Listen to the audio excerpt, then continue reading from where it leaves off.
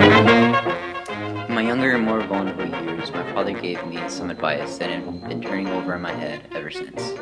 Whenever you feel like criticizing anyone, he told me, just remember that all the people in this world have had the advantages that you've had. Reserving judgments is a matter of infinite hope. I'm still afraid of missing something if I forget that. Only Gatsby represented everything for which I have an unaffected scorn. If personality is an unbroken series of unaffected scorn, if personality is an unbroken series of successful gestures, then there is something gorgeous about it. Some heightened sensitivity to the promises of life, extraordinary gift for hope, a romantic readiness such as I've never found in any other person, and which is not likely I should ever find again. Came to New York for a job in banking bonds. I lived at West Egg, the well less fashionable of the two. Across the bay was the white palaces of the fashionable East Egg, which I drove to have dinner with the Tom Buchanans. Daisy was my cousin, second removed, and I have known Tom since college. Got a nice place here. Nick, I'm paralyzed with happiness. Oh, this is Miss Jordan Baker, the famous golfer. In West End? I know someone there. I don't know a single person in there. You must know Gatsby.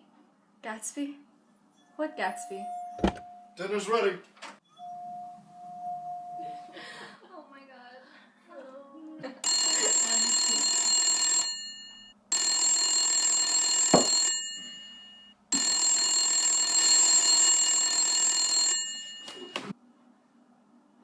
So this Mr. Gatsby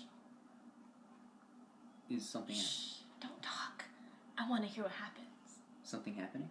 You don't know? I thought everybody knew. Tom's got a woman in New York. You think she might have the decency not to telephone at dinner time, don't you think?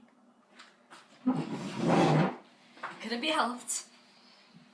If it's still light enough after dinner, I'd like to take you down to the stables.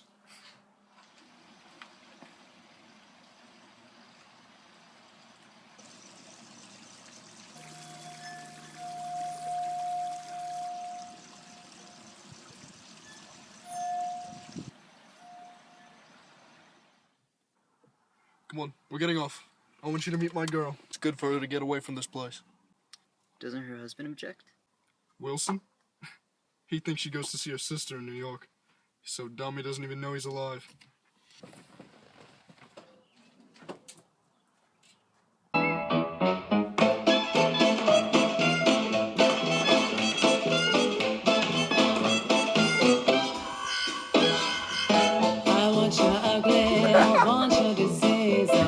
Daisy, Daisy, Daisy. I'll say it whenever I want to. Daisy, Daisy, Daisy.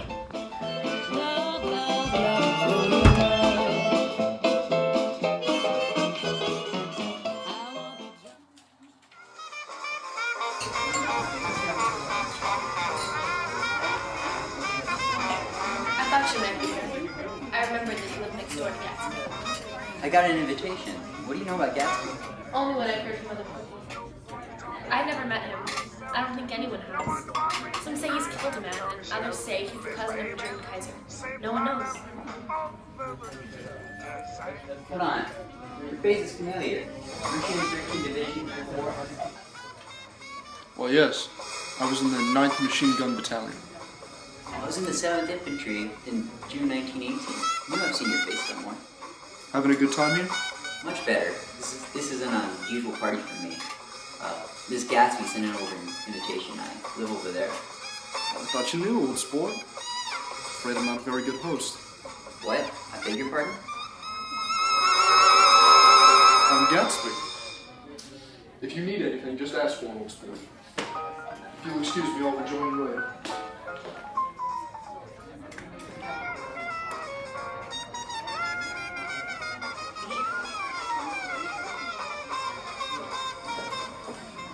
That was amazing. How long was I in there? About an hour. It was simply amazing, but I swore I wouldn't tell, and here I am tantalizing you. Miss Baker, your car's arrived. I must be going. Look me up in the phone book, under Mrs. S. One day, in October 1917, I walked to a house that belonged to Daisy Fay. She was just 18, 2 years older than me. All day long the telephone rang in her house, and excited young officers from Camp Taylor demanded the privilege of monopolizing her that night. When I came opposite her that morning, her white roadster was beside the curb, and she was sitting in it with a lieutenant that I had never seen before. They were so engrossed with each other that she didn't see me until I was 5 feet away. The officer looked at Daisy while she was speaking, in a way that every young girl wants to be looked at sometime, and because it seemed romantic to me, I have remembered the incident ever since. His name was Jay Gatsby, and I didn't lay eyes on him again for over 4 years. Even after I'd met him on Long Island, I didn't realize it was the same man. Before her wedding with Tom, I was a bridesmaid. I came into her room a half hour before the bridal dinner and found her lying on her bed, drunk as a monkey, with a bottle of Sauterne in one hand and a letter in the other. She cried and cried. She wouldn't let go of the letter. She took it into the tub with her and squeezed it up into a wet ball. We fixed her up, we put ice on her forehead, zipped her back into her dress, and half an hour later she was out of the room.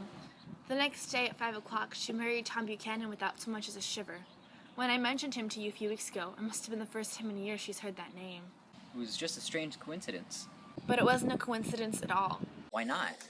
Gatsby bought that house so that Daisy would be just across the bay. He wants to know if you'll invite him over for tea, and invite Daisy over too. Did I have to know all this before you can ask such a little thing? He's afraid is all. He just doesn't want you to be offended. He's a regular tough underneath it all. Why didn't he ask you to arrange a meeting? He wants her to see his house, and your house is right next door. Oh. I think that he half expected her to wander into one of his parties some night, but she never did. Does she want to see Gatsby? Supposed to know. Gatsby doesn't want her to know. You're just supposed to invite her to tea. No, nobody's coming to tea. It's too late. I can't wait all day. Don't be silly, just 2 minutes before.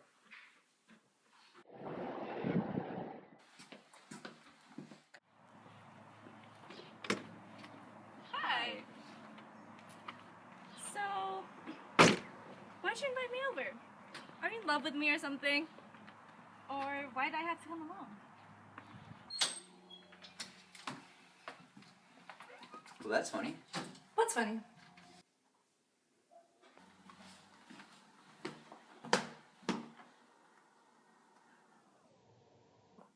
I certainly am awfully glad to see you again. We've met before? We haven't met for many years. 5 years next November.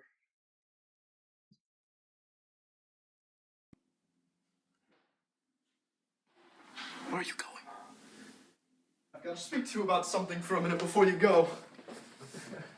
This was a mistake, a terrible mistake. You're just embarrassed, that's all. She's embarrassed too. She's embarrassed? Just as much as you are. I'd like you and Daisy to come over to my house. She won't come without you.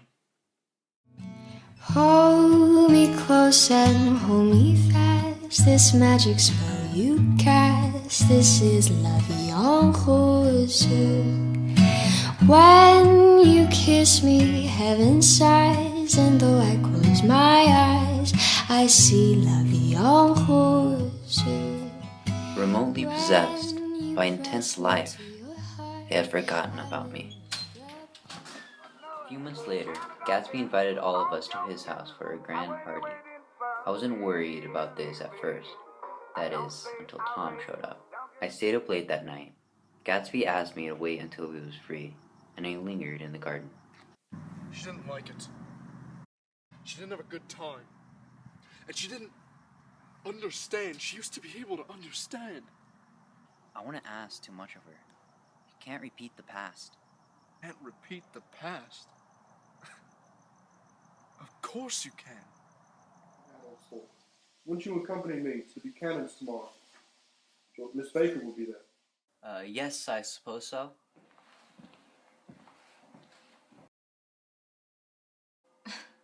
You know I love you. Who wants to go to town? Nick and Jordan, and Gatsby and I will meet you there.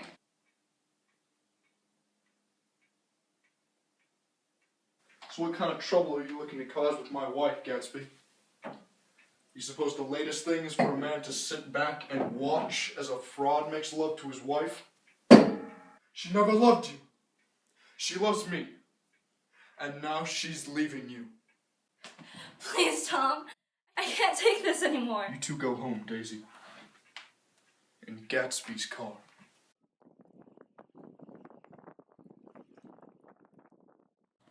Ah!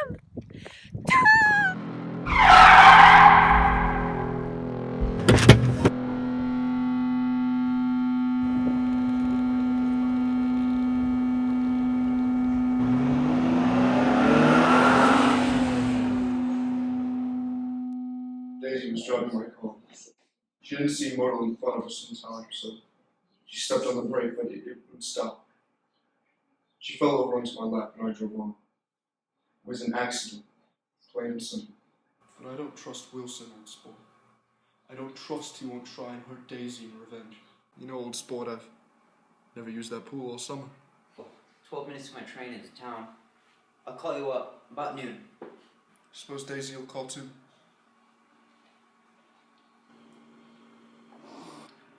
They're a rotten crowd. You're worth the whole damn bunch put together.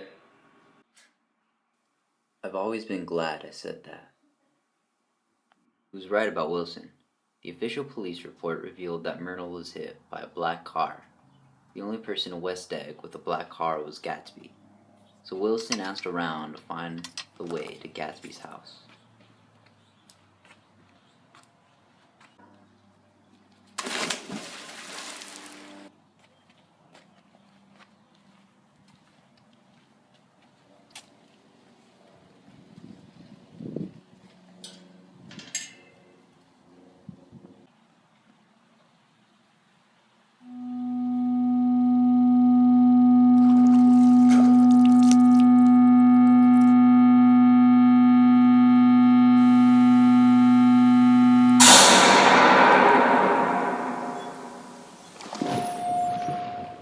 After 2 years, I remember the rest of that day, and that night, and the next day. Do you mind waiting a half hour longer?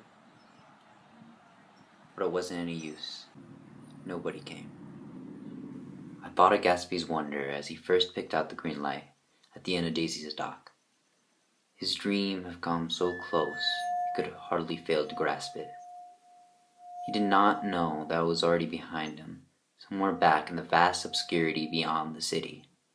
Gatsby believed in the green light, its orgastic future that year by year recedes before us.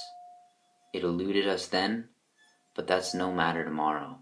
We will run faster, stretch out our arms farther, until one fine morning. So we beat on, boats against the current, borne back ceaselessly into the past.